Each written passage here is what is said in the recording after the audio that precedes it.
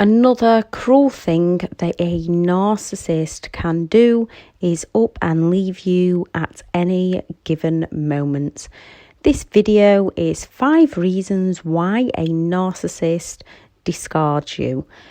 I'm Elizabeth Shaw. Welcome to the channel. It's all about the narcissistic personality disorder, to understand who you might be dealing with in your life, how to handle them if you cannot go no contact, and ways to recover from narcissistic abuse.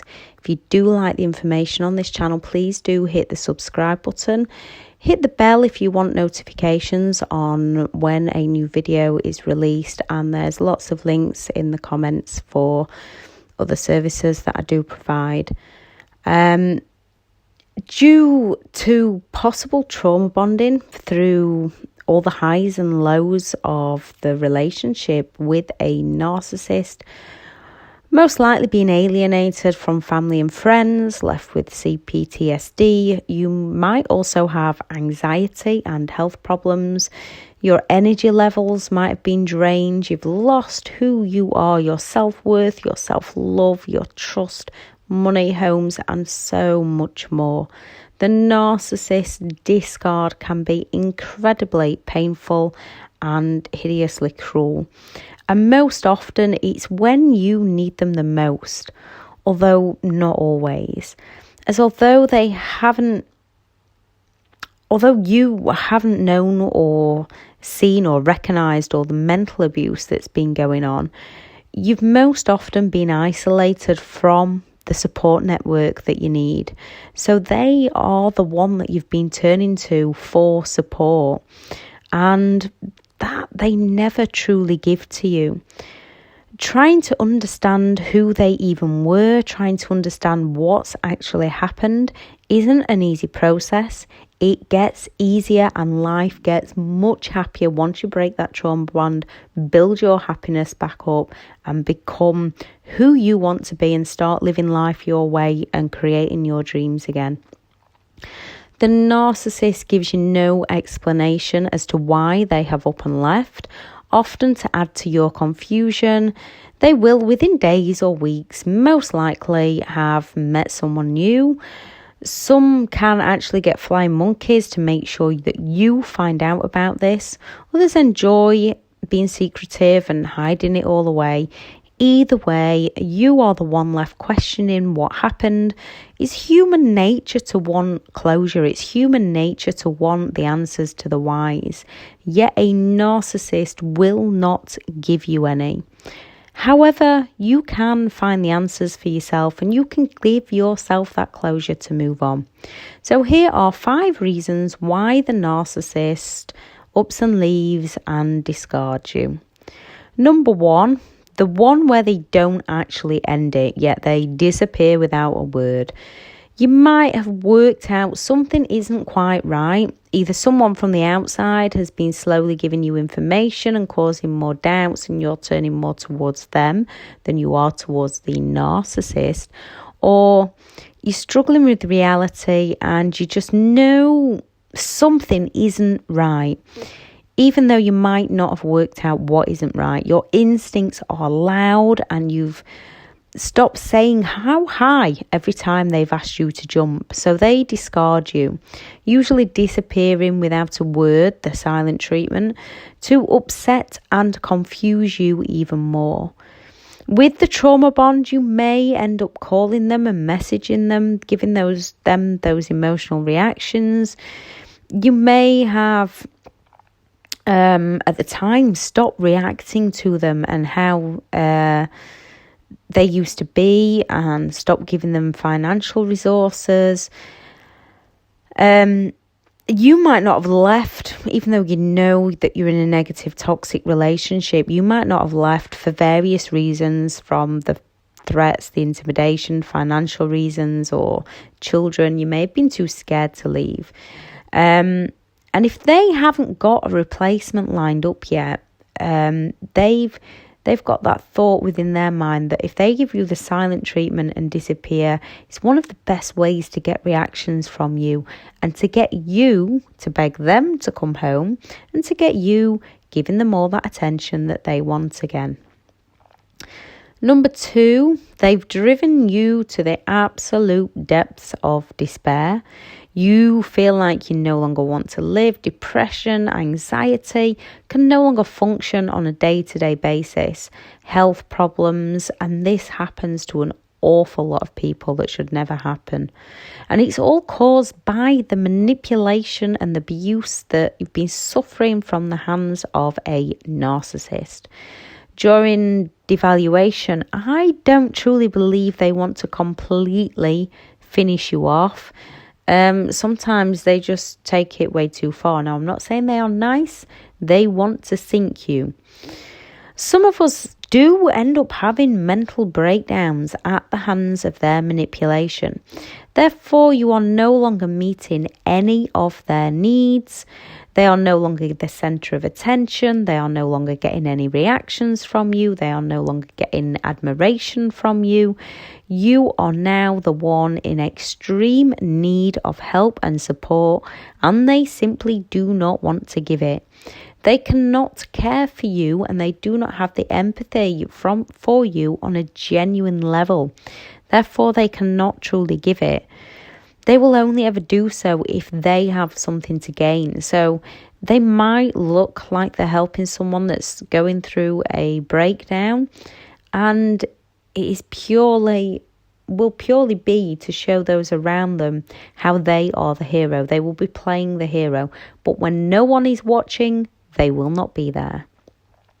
Number 3, they found a replacement. They might have had countless affairs in the past, yet now they've managed to idolize and secure someone who's new and only giving them positive admiration, positive reactions, and filling their cup of holes up. Obviously, you can fill a narcissist up, but because they're full of holes, it drains straight back out. The new isn't questioning their behaviour, and they find it easier being around them.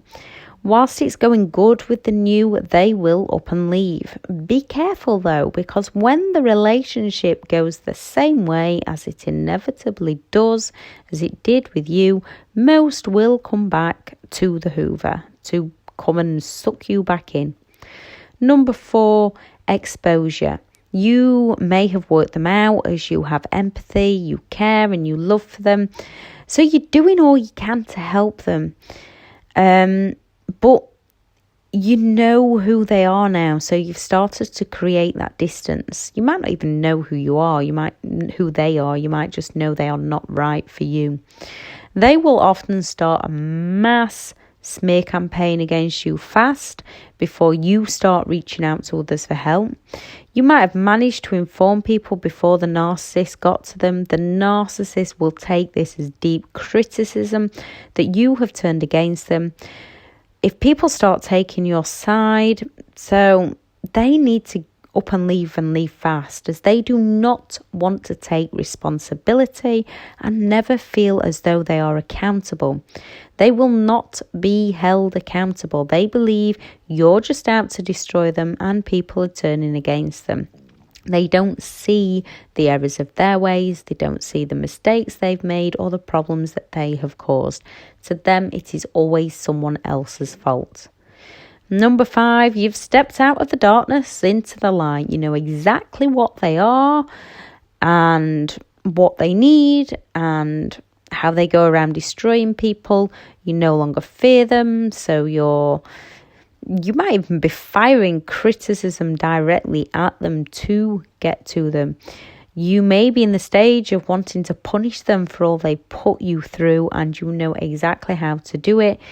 Yet they're not going to allow this to happen. If they cannot take you down without risk of taking themselves down, they are going to drop you and run with no closure given, as they know that you've worked out that they have flaws and they want to override this.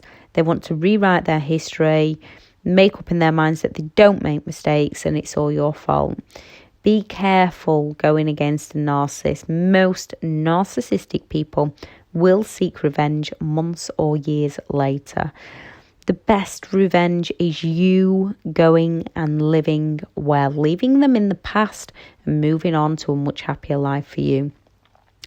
It's not an easy or a straightforward journey recovering from narcissistic abuse. More and more secrets and lies come out as you start, more realizations hit, lots of things to learn and put into place. Looking deep and heal within yourself. However, with the right steps, it is more than possible. Tony Robbins' 6 human needs and a few ways to use these to help you with recovery. The need for certainty, to feel safe and secure, and ways to refill it positively.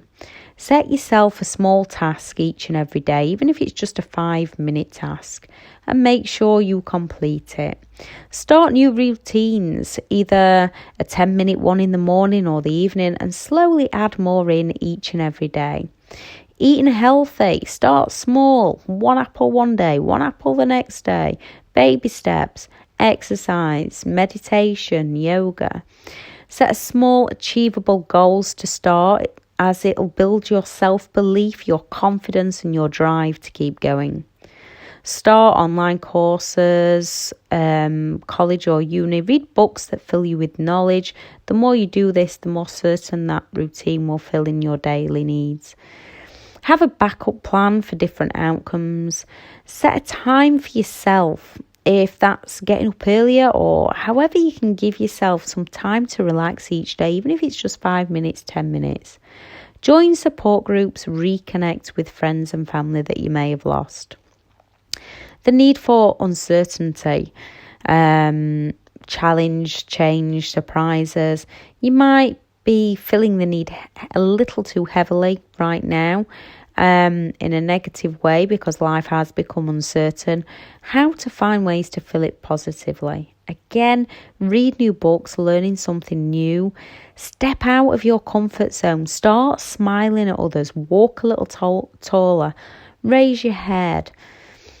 Try a new meal. Try a new restaurant. Take a risk on something that could turn out positive for you.